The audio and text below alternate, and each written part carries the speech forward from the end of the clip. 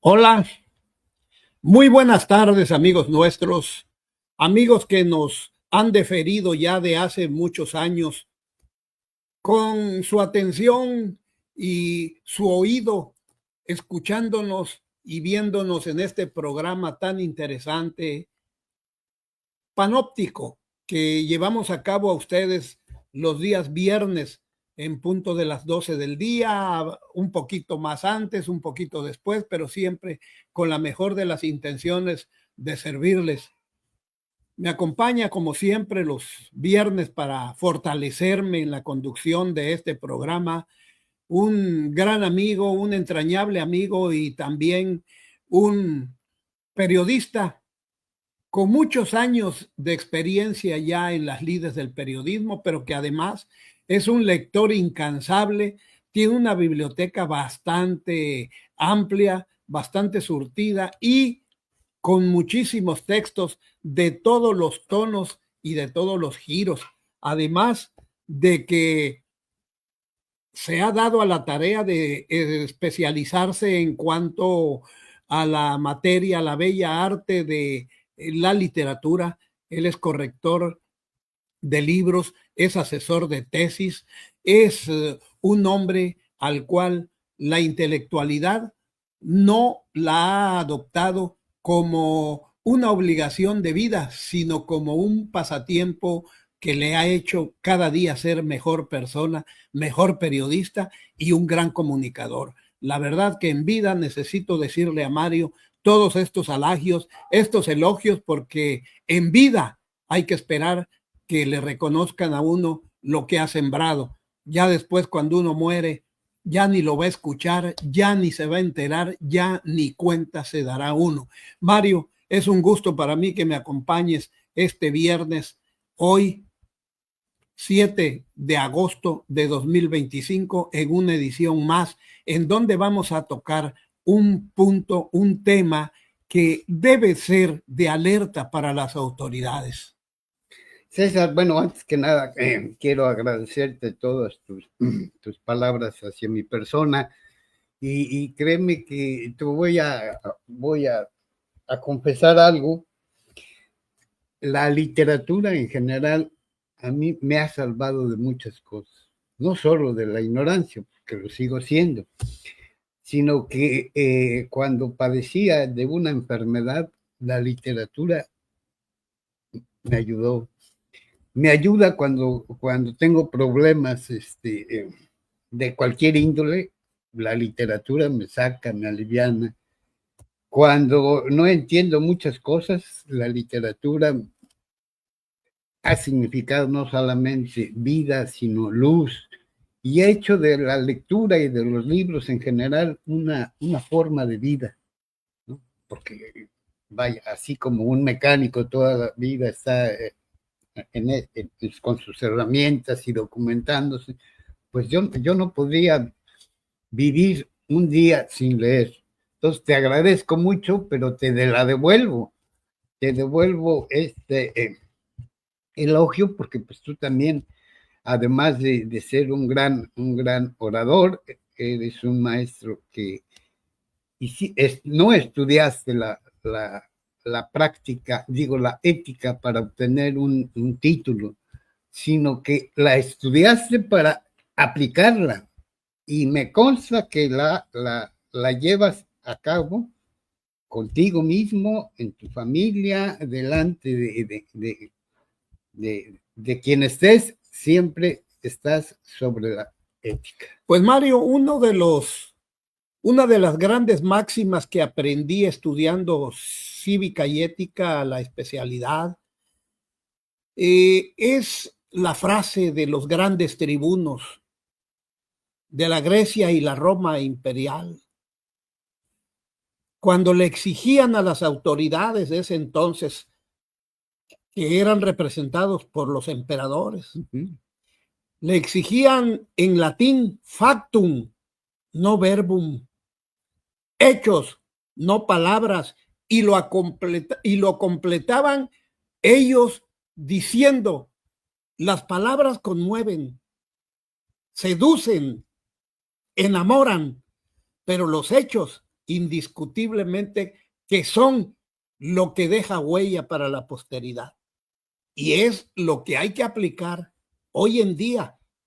Exigirle a las autoridades hechos, no palabras, o lo que puede ser inherente, que a las palabras las conviertan en hechos para que verdaderamente la sociedad aspire a un estadio mejor de convivencia social. Mario, dicho lo anterior, pues te quiero comentar también, ya que estamos en el espacio filosófico, que hay cantautores, hay filósofos de la vida cotidiana que dejan huella y que dejan frases que deben movernos a la reflexión. Uno de ellos es Facundo Cabral. Con ese verso que tiene en una de sus creaciones que dice: no me importa tu dinero, prefiero mi independencia. Si para poner sombrero te tengo que vender mi conciencia. ¿Qué frase? Pero qué certidumbre tiene hoy en el ambiente y muchas veces en el periodismo. Si quiero poner sombrero, tengo que sujetarme a lo que me indiquen quienes me van a regalar ese sombrero. Y bueno, trataremos de que Panóptico siga así, independiente, siga libre y siga siendo un portavoz de las necesidades más imperiosas y poner en el análisis de ustedes los problemas y problemáticas que consuetudinariamente se van sucediendo en el entorno de nuestro país, de nuestro estado y de nuestro municipio. Hoy vamos, como dije anteriormente, Mario, a abordar el tema tan sucio y tan corrupto de la sucesión amañada y mañosa en que se pasan las presidencias de los comisariados ejidales en la mayoría de los ejidos de nuestro municipio de Otompe Blanco. César, estamos hablando aquí de ir a la par al momento histórico que vive México en cuanto a la interpretación y a la aplicación de la democracia, que es lo que está en el fondo.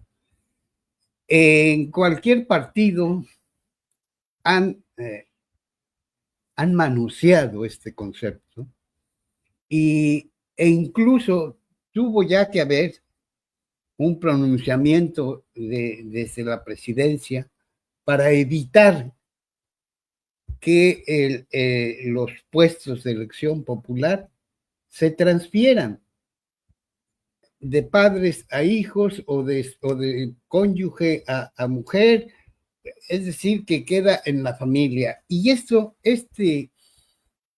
esta práctica es tan obsoleta como es tanto como regresar a un ¿cómo se llama?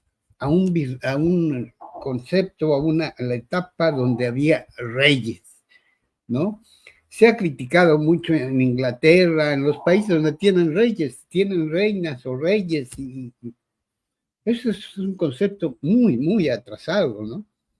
Pueden tener el poder bélico, el poder que sea, pero no son países democráticos. Y en México hay todavía quienes se oponen, están en contra de que se termine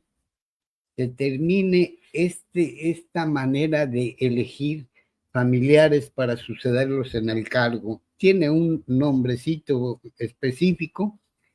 Y ahora a nivel nacional estamos viendo una amplia familia, que son los Monreal, que decir, por sus palabrotas, quiere Ricardo Monreal ser presidente, ser gobernador de Zacatecas. Ellos están adueñados de Zacatecas y llevan años enquistados al poder. Yo tiene años que no conozco, que no, de los que se dicen políticos, nunca los he visto trabajar. No, o sea, para ellos el poder y los recursos que manejan las instituciones y sus representados, esa es la fuente de su riqueza. Pero yo no, repito, en 40 y tantos años de ejercicio periodístico, son contadísimos, me sobran dedos para enumerar a las personas, hombres y mujeres, que trabajan o que han trabajado. Una vez que se meten en la política, el pueblo se convierte en, parece que entran en un panal en donde las obreras tienen que alimentar zánganos, y los zánganos solamente cumplen una función a la hora de fecundar a la reina y después los matan, los desaparecen, porque son nocivos, ¿no? Entonces, esto que hablo en términos generales, con el ejemplo de los Monreal, ocurre mucho en el ámbito de las comunidades y de los ejidos. No sé si del país, pero al menos en Quintana Roo ocurre con mucha frecuencia. Hemos visto cómo las autoridades ejidales eligen a su amigo, a su incondicional, a alguien que le tape las tranzas que cometió, alguien que le garantice que va a seguir el atraco de los recursos con que cuentan esos ejidos. Y un ejemplo, nada más un ejemplo, no sé cuántos haya, está aquí a unos cuantos kilómetros de la capital del estado de Quintana Roo, Chetumal. Hablo del ejido Juan Sarabia, que comprende dos poblaciones, Xuljá y Juan Sarabia. Mario, se han constituido algunos ejidos en verdaderas mafias, en verdaderos elementos que, lejos de buscar por medio del liderazgo el bienestar común de la mayoría o de todos, se hermanan en cofradía de rufianes y se van pasando la estafeta entre familiares, entre amigos, entre testaferros y entre incondicionales. No es culpa de ellos, Mario. Hay autoridades competentes, tanto civiles, tanto judiciales, como agrarias, que deberían de realizar su trabajo y ver que las sucesiones sean realizadas dentro del marco electoral democrático, con la plena participación libre de todos y cada uno de los que componen el listado general de un ejido. Que se respeten los tiempos electorales, que se haga conocer en lugares públicos la convocatoria y las bases inherentes. Pero dan madruguete 2, 3 meses, 4 meses, 6 meses antes y ya tienen al sucesor, llevan a cabo una asamblea electiva a su manera, desastrería, y ahí eligen al sucesor.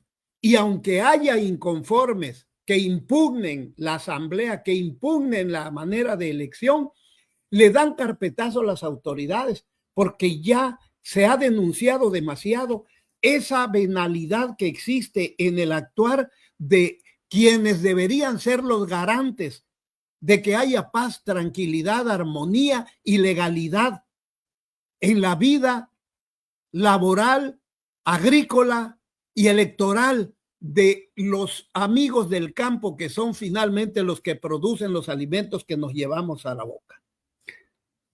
Cuando uno focaliza lo que ocurre o la manera en que eligen a las autoridades y el expolio de los recursos de todos los ejidatarios y la manera en que tratan de callar a los medios de comunicación en general que se atreven a ir, me recuerdo aquellas viejas, porque ya casi no hay de esas, a las viejas películas del oeste, donde todo se arreglaba con la velocidad del gatillo, ¿no? En Juan Sarabia hemos hablado de despojos a una institución de nivel superior. Hemos hablado de despojos, de desaparición de la venta de material pétreo, que tienen una industria. Hemos hablado del despojo de terrenos.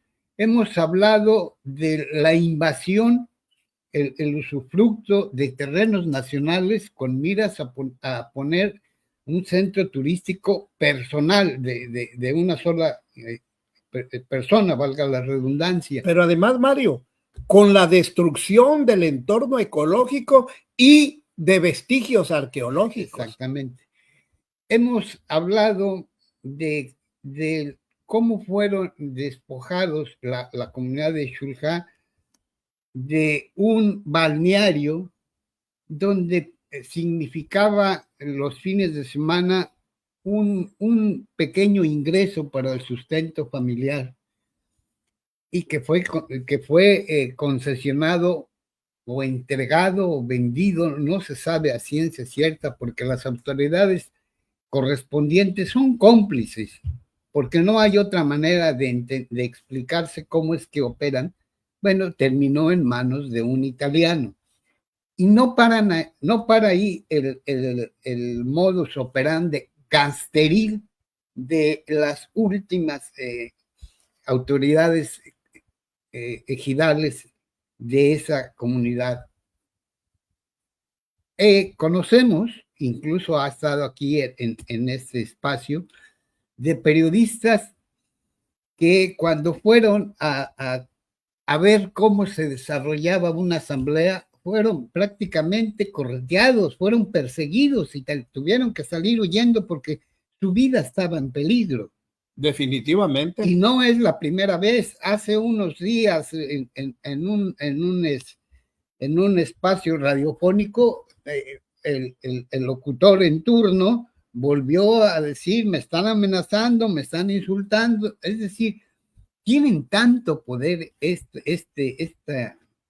esta mafia que hay ahí, que ni siquiera las autoridades, y en particular el registro agrario, el RAM, registro agrario, que son los que deben de aplicar el marco jurídico para las elecciones de las autoridades ejidales. No hacen nada. No, y no solo el RAN, Registro Agrario Nacional, la Procuraduría Agraria, la PA, que es la instancia directamente responsable de dar fe y legalidad de que todas las elecciones se lleven a cabo conforme a derecho.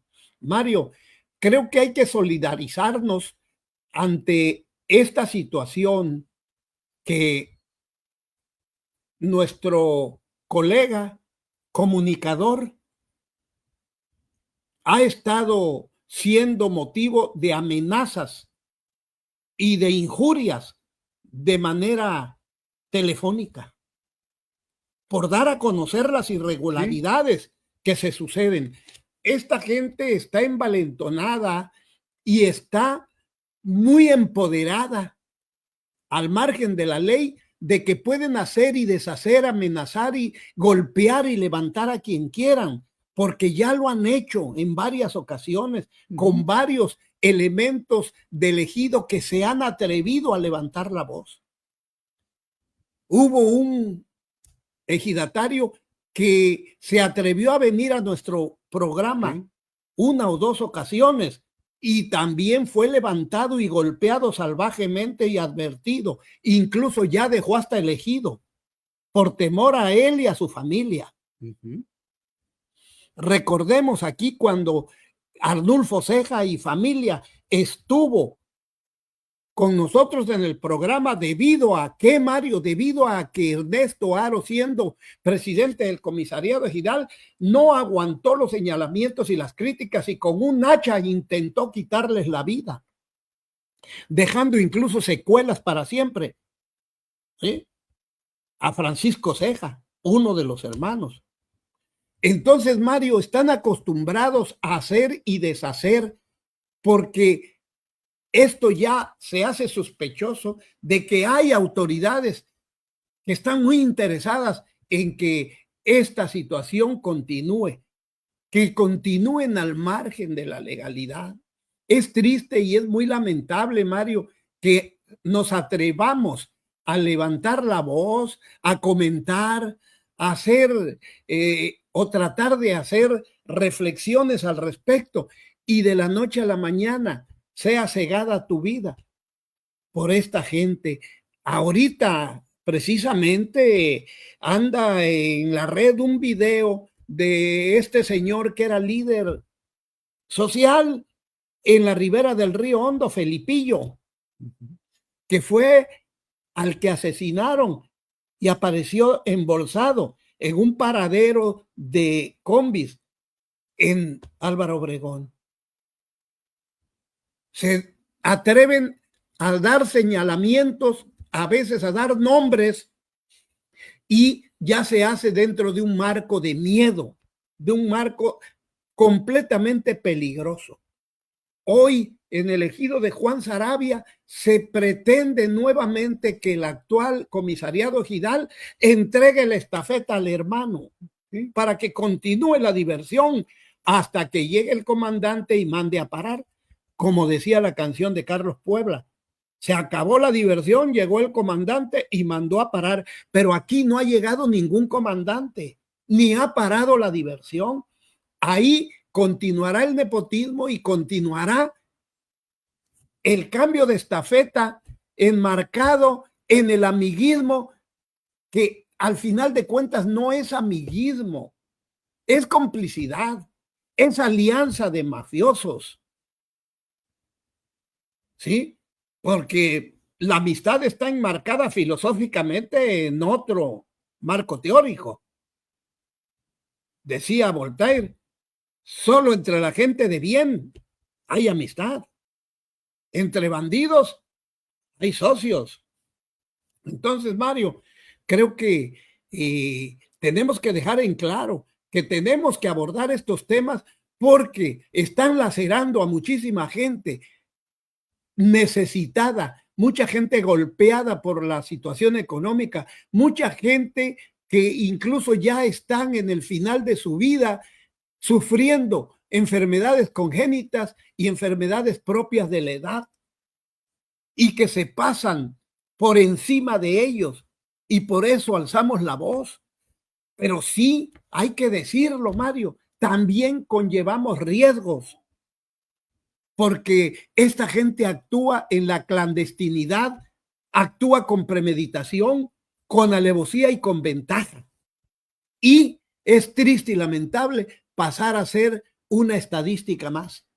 Y al rato, lo que es peor, hasta se acuse al difunto de situaciones que son completamente falsas, en el ánimo de justificar una vida que desde cierto punto de vista pudo haber sido provechosa. Mire, cuando un comunicador X está delante de un micrófono, pues lo usa para trasladar la voz del pueblo a las autoridades. Sirve como un puente. Es decir, cualquier comunicador que haga una denuncia argumentada, con fuentes, no está cometiendo ningún delito, está cumpliendo con su trabajo. Sin embargo, esto no les gusta, ¿no?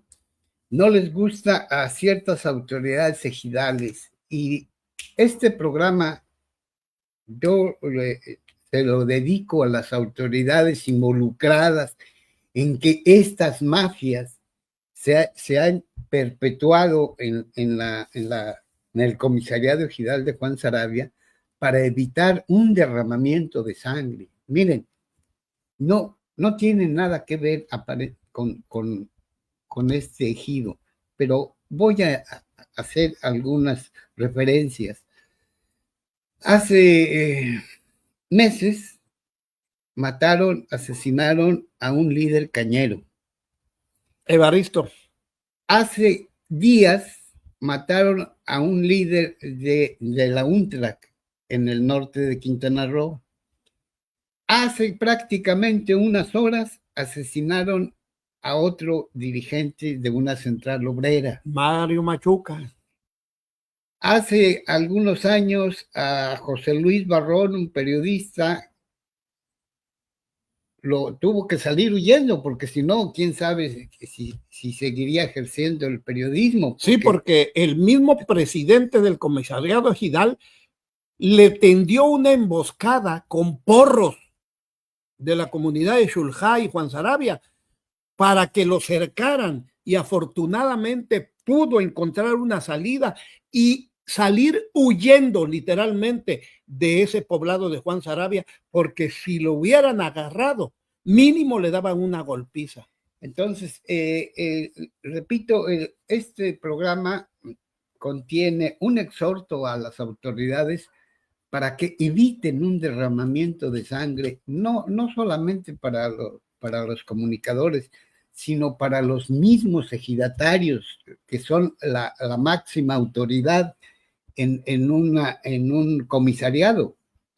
Las autoridades del comisariado ejidal y el Consejo de Vigilancia son los representantes, pero la máxima autoridad es la Asamblea General, donde entran todos los ejidatarios. Y ahí en Juan Sarabia, créame, y no exagero, con todos los hechos delictivos que se han dado, da para escribir 2, 3 novelas. Le voy a poner otro ejemplo que es inhumano de veras. Por acuerdo de la Asamblea General, acordaron que a los fundadores, ¿no?, que los que llegaron primero y crearon el ejido, les iban a dar un apoyo económico, no sé si periódico, ¿no? Pues no se los entregaban, se los iban pichicateando, y ahí cuando, señores, estamos hablando de personas, hombres y mujeres, familias, pero sobre todo personas de edad avanzada, quizá con problemas de salud, y sin que recibieran en sus manos ese apoyo económico que fue acordado por una asamblea. Ahí tenían que andar tocando la puerta de la autoridad ejidal para que ahí les regalara unas cuantas limosnas, porque tienen mucho. Cuando hablamos de Juan Sarabia, que está aproximadamente a 25 kilómetros, más o menos, de acá de la capital, es un ejido, repito, con 2 núcleos de población, con grandes recursos. Pero vea usted las contradicciones que hay, mientras en un país como México tuvimos la madurez para elegir al poder, a los integrantes, hombres y mujeres del Poder Judicial. Ahora están por entrar allá en funciones. Sin embargo, en Quintana Roo, con la connivencia de autoridades ruines, sigue operando un grupúsculo que está apropiado no solamente del poder del comisariado, sino de los recursos y del dinero que generan esos recursos. Fíjese nada más la distancia que hay. En un país, en México, elegimos, hartos ya de una Suprema Corte, de un poder judicial corrupto al servicio de los poderosos, y en Quintana Roo, un estado relativo que es un niño comparado con la edad que tienen otras entidades que pasan de 400 años, y Quintana Roo póngale usted de fundado, de creado como Estado libre y soberano, 50 años, póngale usted medio siglo, y en 50 años hay en una comunidad ejidal todavía gobierna las pistolas del viejo oeste norteamericano.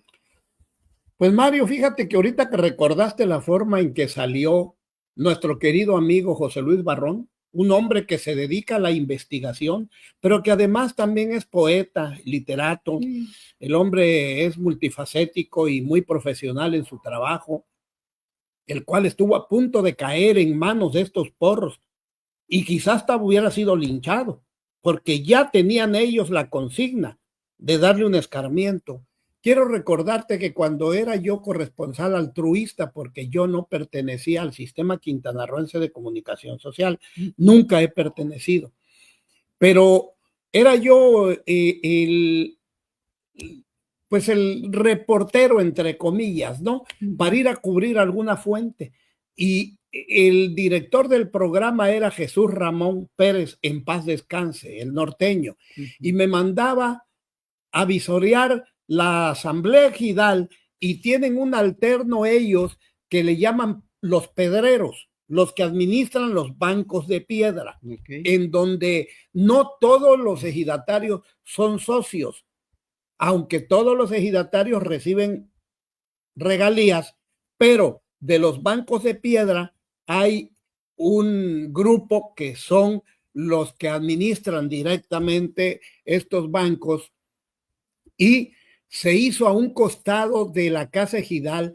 Me envió Jesús Ramón, fui allá, hará cosa de 10 años, estaba como presidente de esa cooperativa de pedreros, un tal Jam, un tal personaje Jam, que ya tenía varios años de estar ahí al frente, y cuando comenzó a dar el informe de la asamblea,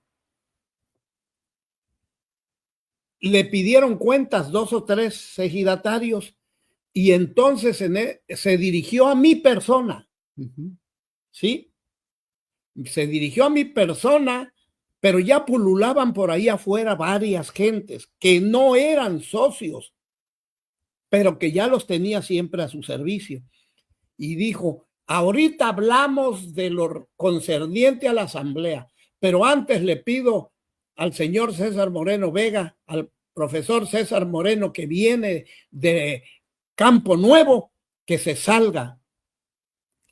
Me levanté y le digo: perdón, ¿tienes inconveniente en que yo permanezca? Yo solo vine para mañana darle la información al público y sobre todo a los ejidatarios.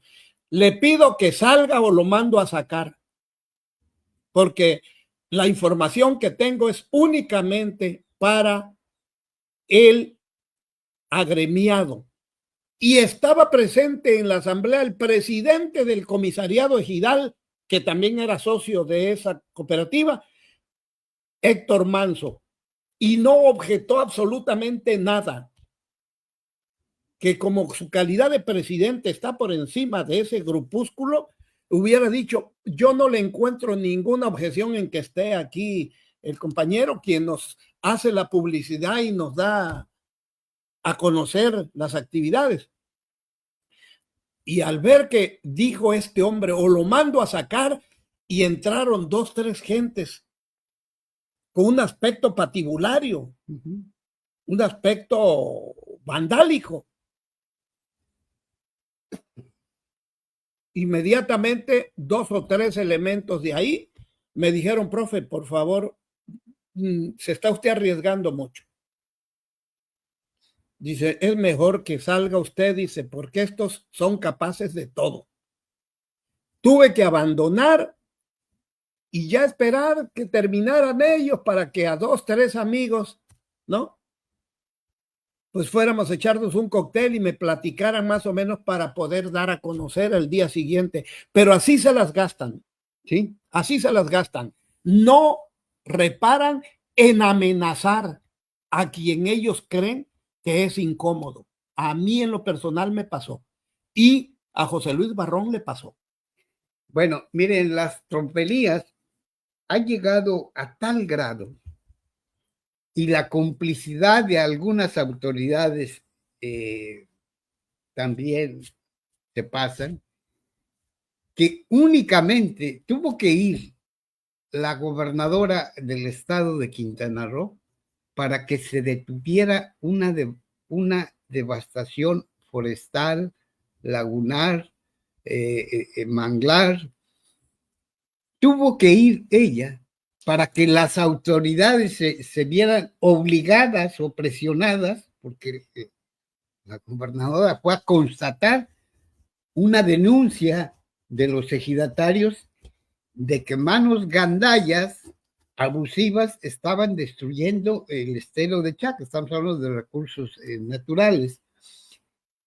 Y la gobernadora tuvo la tingencia de ir a constatar, a ver si era cierto, qué tan perjuicioso era el daño, y se encuentra con que ya tenían hasta un muelle, ya tenían ahí una palapa, unos baños. Sí, o sea, ya estaba todo listo para hacer un desarrollo turístico en terrenos nacionales, es decir, ni siquiera le pertenecían al ejido. Entonces, creo que lo que hizo la gobernadora con la institución, lo que hicieron fue clausurar. Creo que este es el momento adecuado para que otras autoridades independencias y funcionarios implicados en el relevo de autoridades ejidales tengan que ponerse, ahora sí que actuar con base en lo que dice la ley. De lo contrario, aquí vamos a continuar como se consideraba Quintana Roo hace 50 años. Quintana Roo era la cárcel del gobierno federal. Existía el nombre allá en Carrillo Puerto, le decían algo así como la cárcel de operarios, que todos los incómodos, los que estaban en contra del dictador Porfirio Díaz, los mandaban allá. Bueno, pues eso creíamos que ya había pasado. Hoy, la manera en que se conduce, en que es manejado un ejido, en que es explotado, administrado los recursos naturales de ese ejido, les repito, nos remite a las películas, a lo que ocurría con los colonos inmigrantes que llegaban a territorio norteamericano o estadounidense y sacaban a los pueblos originarios, los arrinconaban, los cercaban y les ponían ahí reservas, zonas de reserva, ¿no? Y ahí estaban metidos. Y había generales, había capitanes del ejército a los que se les pagaba una lana por cada cabellera de indígena, entre comillas, que eran miembros de pueblos originarios. Por cada cabellera que entregaba, les daban un dinero. Ya está un famoso ahí de apellido Koster, ¿no? Bueno, repito, es el momento, ya que la gobernadora intervino, es el momento de que se haga no solamente la investigación, no basta con hacer la investigación, que tiene que ir de hacer esa investigación, tiene que abarcar varios años, de varias autoridades ejidales, cuando menos de 15 años para acá, de 15 años para acá, y que se les aplique la ley. No pueden seguir libres, no pueden seguir haciendo daño, porque mientras estén libres, no solamente están dañando a sus representados, sino que la amenaza pende sobre cualquier ciudadano, sea periodista, sea camarógrafo, sea fotógrafo, sea lo que sea. También la vida de esas personas está en peligro, porque detrás de esas autoridades ejidales hay gente que se maneja con otros criterios. Pues Mario, Y hay que recordar que hay ejidos que potencialmente son millonarios. Haciendo un ladito a Juan Sarabia, tenemos el ejido de Santa Elena, Subteniente López, en donde tiene muchísimos recursos. Sí. También, y tiene tierras también pegadas al estero de Chac y que colindan con varias lagunas. Sí, ahí hay unas. Por lo tanto, son tierras con un potencial turístico que despiertan la ambición. Y tiene también una industria de materiales pétreos. También, y hay que recordar el dicho aquel tan cierto que decía Jesús Ramón, en paz descanse: fulano, andabas en bicicleta y ahora que eres el presidente del comisariado Ejidal, ya andas con bronco del año.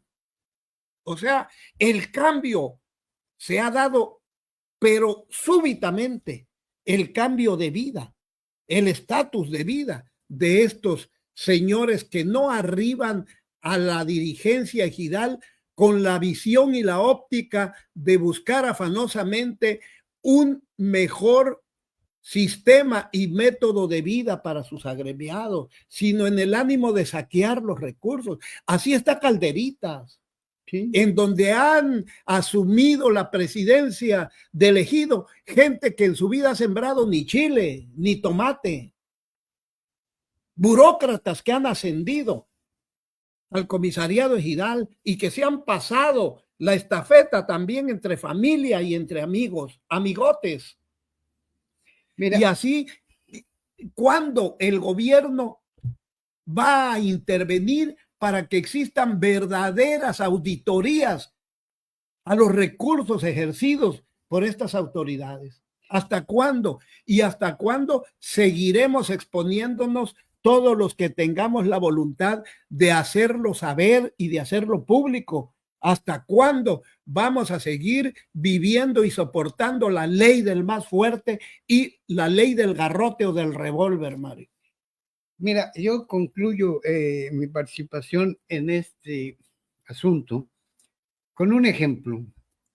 Aquí en el centro de Chetumal, en la que se le llama el área de los bancos, hay una calle que se llama Juárez.